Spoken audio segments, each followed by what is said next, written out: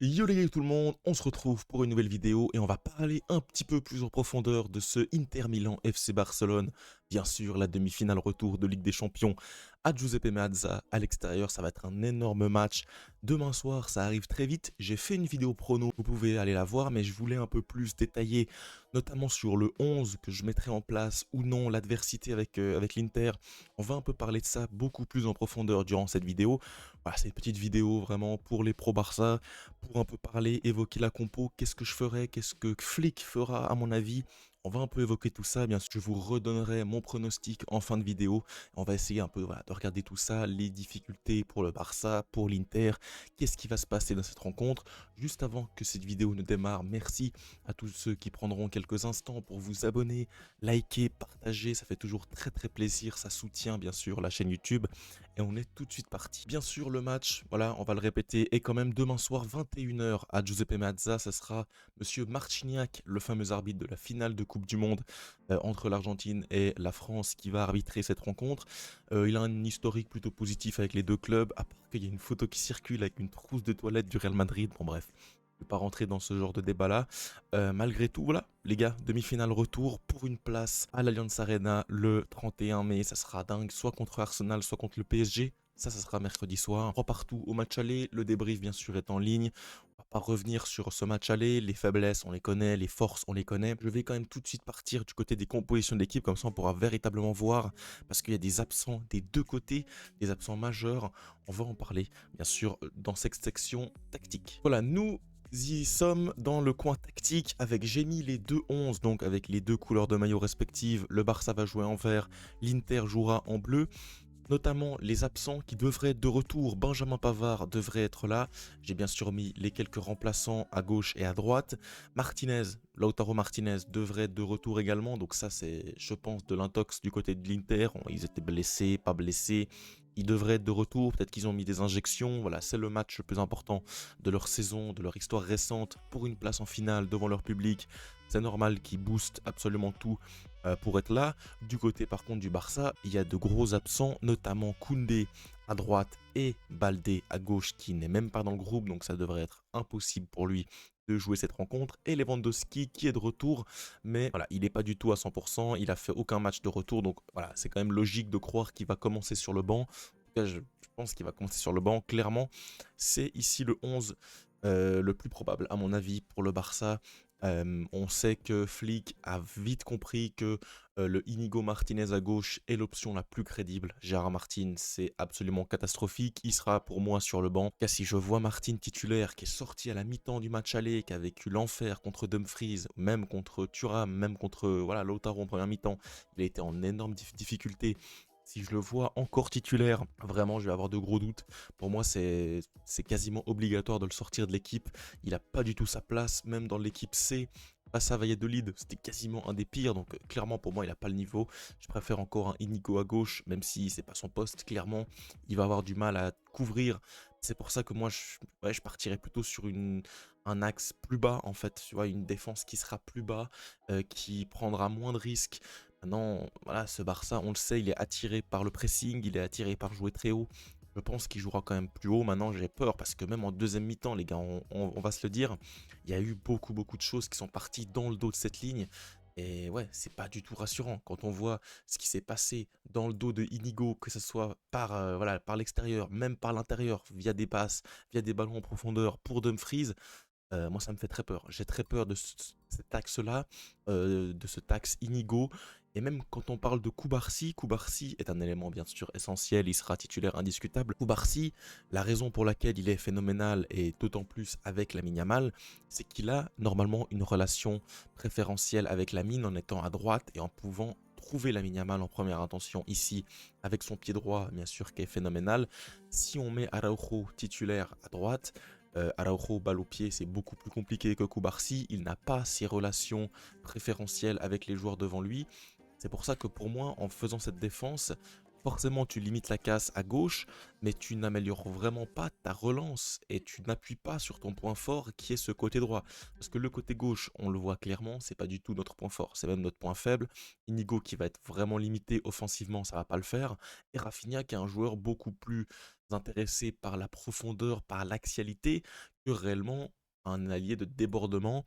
C'est même pas du tout le cas, c'est pas du tout un ailier de débordement, c'est un ailier de profondeur qui va attaquer cet axe-là entre Pavard et Acerbi dans le dos de Pavard. C'est pas quelqu'un qui va venir faire du 1 contre 1 contre Dumfries, pas du tout.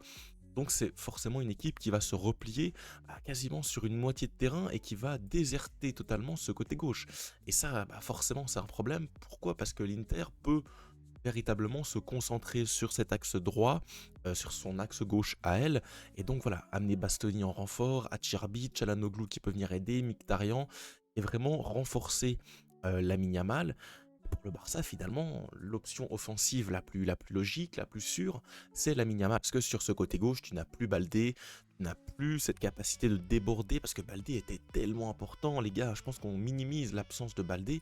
Baldé qui est un des éléments les plus importants de ce Barça, parce qu'il permet de contrebalancer l'offensive, que ce soit à droite avec Lamine Yamal, à gauche avec Baldé. Et là, tu ne l'as plus. Donc, tu vas devoir mettre Inigo. Inigo qui va, je pense, rester derrière. Je pense que c'est quasiment notre meilleure option, que Inigo reste derrière. Maintenant, à choisir en défense, soit Araujo, soit Christensen. Christensen aurait l'avantage de pouvoir jouer lui à gauche et donc Koubarsi à droite, qui garderait donc sa relation avec Lamine Yamal. Peut-être que c'est finalement la meilleure option de mettre Christensen et Koubarsi, surtout que Christensen paraît un peu plus disposé à jouer ce pièce du hors-jeu, à jouer intelligemment. Je pense que c'est quelqu'un qui est capable de beaucoup mieux garder ses émotions. Il est meilleur même dans le jeu aérien. J'aime mieux Christensen à Araujo, même si les deux sont assez forts. Christensen pour moi est vraiment meilleur que Araujo. Donc maintenant voilà, Christensen revient de blessure. Christensen, il a fait que un match titulaire, c'est face à Valladolid. Est-ce que est-ce qu'il a la force, est-ce qu'il a véritablement le rythme pour démarrer une demi-finale retour de LDC? Franchement, je n'y crois pas. Je n'y crois pas. Ça serait mon choix, mais je pense que Flick va essayer de mettre Christensen, mais je pense que Christensen sera trop juste. Je pense qu'il va mettre Araujo. Araujo, voilà, c'est pas non plus un défenseur minable, hein. Franchement, alors, voilà, les fans du Barça, on a tendance à le rabaisser parce qu'il fait des erreurs flagrantes, il nous a déjà tué des matchs, etc. Maintenant, voilà, dans le physique, même dans ce jeu haut, il a vraiment une vitesse qui est remarquable pour revenir. Il l'a fait de nombreuses fois sur Thuram lors du match aller, il est revenu plusieurs fois. Maintenant, voilà, il a des déficits, notamment dans la couverture du hors-jeu, notamment dans sa vision de jeu, notamment balle au pied. Forcément, les gars, c'est pas notre défense titulaire. On y perd énormément, que ça soit à gauche et que ça soit dans l'axe, parce on est obligé de démanteler notre axe qui normalement est Inigo Koubarsi, qui fonctionne très bien. Rajouter Aloro, clairement, voilà, ça va déséquilibrer le tout. À droite également, on n'a pas Koundé, on n'a pas notre latéral droit qui sait tout faire, défendre, mais également aider Lamine Yamal, qui a vraiment développé une réelle complicité avec Lamine Yamal. Eric Garcia, c'est l'homme qui semble le plus disposé à remplir ce rôle en son absence. Il a été mis au repos lors du match face à Valladolid. Je pense pas que Forte lui passe devant, je pense pas que Araujo lui passe devant à droite. Je pense que ça sera Eric Garcia. Eric Garcia qui au final fait une très très bonne saison. J'ai de nombreuses fois dans la saison parlé d'Eric Garcia. En début de saison en 6, il a dépanné. Il a également dépanné dans l'axe central et maintenant il dépanne à droite. C'est vraiment l'homme à tout faire de ce club et il fait plus ou moins tout correctement. Voilà, il n'est pas extraordinaire. Offensivement, c'est pas un élément qui va venir dédoubler, qui va venir voilà, dribbler, apporter sa qualité technique comme un Baldé pourrait le faire sur le côté gauche, ça clairement. Maintenant, c'est un joueur qui peut s'incorporer dans ce milieu de terrain, qui peut dédoubler à l'intérieur, qui est capable de centrer de manière assez qualitative. Il a déjà donné de très bons ballons dans la surface. Et derrière, c'est un élément qui est beaucoup plus sûr qu'un Hector Fort, par exemple. Voilà, on sait que défensivement, c'est pas non plus l'élément qui est le plus rapide, mais il a quelques bases. Et face à un Di Marco, je pense que Eric Garcia est en capacité de le gérer, en tout cas beaucoup plus qu'un Hector Fort, qui pour moi m'inquiète beaucoup, notamment défensivement. Même face à Valladolid, j'ai eu beaucoup de mal. Et il faut aussi le dire qu'au fond de moi, finalement, j'aimerais que cette ligne défensive s'occupe de la défense. Parce que je pense que les 6 hommes devant, les 6 hommes offensifs, peuvent faire le job à eux seuls. Voilà, c'est triste à dire, hein, mais je pense que les latéraux auront beaucoup plus un rôle défensif qu'offensif. Je pense que devant, un Lamine Yamal nous a montré lors du match 1, il sait faire les différences quasiment tout seul, il peut dribbler les gars, il peut donner des passes à l'intérieur, il sait quasiment tout faire. Clairement, je ne vais pas vous parler de Lamine Yamal dans cette vidéo. Et à l'opposé, un Rafinha qui fait un match pas non plus dingue, on s'accorde à dire, il a été très important. C'est lui qui a la passe décisive sur Ferran Torres, c'est lui qui a l'initiative de son énorme banger qui rebondit sur le dos de Yann Sommer. Donc Rafinha est quand même un danger. Maintenant, là où je vais en attendre beaucoup plus et je vais être vraiment très exigeant par rapport à ce match-là, c'est Dani Olmo. Dani Olmo, je vais attendre de lui une belle performance, je vais attendre de lui qu'il soit décisif dans les petits espaces. Franchement, j'attends de lui une masterclass. Il a déjà fait, il a déjà sorti des gros matchs dans des contextes compliqués, à l'Euro, au Barça en début de saison. Il a été recruté pour ça. Il faut arrêter de prendre des pincettes avec Dani Olmo. Il est fragile, on est d'accord. On ne peut pas compter sur lui à 100% du temps. Et quand il est là, il doit être cet élément supérieur, cet élément technique, cet élément de finition. Moi, j'attends beaucoup Dani Olmo. Je pense qu'il en est capable. J'espère. Il faut qu'il le soit. Malgré tout son match aller, il est pour moi insuffisant. Il loupe quelques occasions. Il est moins en vue. Moi, j'espère vraiment qu'on sera sur une masterclass de Dani Olmo. Et il le faut pour pouvoir un peu diversifier le danger. Parce que là, le danger vient beaucoup de Lamine et de Rafinha. Si tu peux rajouter un Dani Olmo capable de s'incorporer dans le demi-espace, de frapper de loin, avec un Pedri qui est dingue à la distribution, de Young très bon également, je pense que véritablement tu vas pouvoir faire souffrir cette défense de l'Inter, qui est réputée pour sa défense et qui a quand même pris 3 buts. Donc c'est quand même une Inter qui nous a prouvé qu'elle est capable d'être friable, notamment face à Yamal. Il a fait énormément de mal. Di Marco, Bastoni, Çalhanoğlu, même Mkhitaryan, ils ont eu vraiment du mal à l'arrêter. Du reste, il a marqué un but phénoménal entre toutes ses belles jambes. Donc tu te dis, bon, voilà, moi je suis assez serein offensivement. Je pense qu'Olmo va faire un gros match. Rafinha va devoir être au niveau. Lamine Yamal dans un contexte compliqué, face à une foule en délire, face à voilà, un contexte qui va être très très compliqué à l'extérieur. Il va devoir sortir un match légendaire. Il n'y a pas d'autre moyen pour moi de se qualifier. Lamine Yamal va devoir sortir un grand match clairement. Du côté de l'Inter et du côté des absents qui ne le seront pas apparemment, Martinez et Thuram, forcément, c'est la doublette offensive titulaire. Un Taremi est clairement derrière. Donc heureusement pour eux, j'ai envie de dire, malheureusement pour nous, ça sera Martinez-Thuram apparemment. Le milieu de terrain titulaire, ça, il n'y a pas grand-chose à dire. Dumfries qui avait été énorme. J'espère que Inigo Martinez va pouvoir le limiter. Malgré tout, j'ai l'impression qu'il est beaucoup, beaucoup trop fort pour nous. Donc ça va être vraiment quelqu'un à surveiller dans le jeu, en défense. Sur les coups de pied arrêtés, on va en revenir juste après. Di Marco, lui, a été en difficulté, plus ou moins sur toute la rencontre. Donc lui, il me fait moins peur que Dumfries. Et cette défense, Acerbi, Bastoni, Pavard, on a vu qu'elle a eu quelques trous d'air. Et Yann Sommer a fait un gros match. Il fait, je crois, 7 parades. Malgré tout, il a quand même encaissé 3 buts. Donc on a vu qu'il y avait des failles. Et voilà, il y a des ballons que tu ne peux pas arrêter, comme cette première frappe de Lamine Yamal, que tu es Courtois ou Yann Sommer au but, bah, tu peux rien faire. Donc clairement, par rapport à ça, c'est une bonne chose. C'est que la défense et son assise défensive pour moi de l'Inter, elle a été contrée. On a réussi à la contrer. Ce qu'on n'a pas réussi à contrer, c'est les coups de pied arrêtés défensifs. On a eu énormément de mal, 2 corners, 2 buts. Christensen peut nous aider dans cet aspect-là. Araujo peut nous aider dans cet aspect-là. Et Lewandowski est très important. À voir si Lewandowski démarre titulaire. Pour moi, s'il démarre titulaire, c'est une très bonne chose, forcément parce qu'il serait prêt.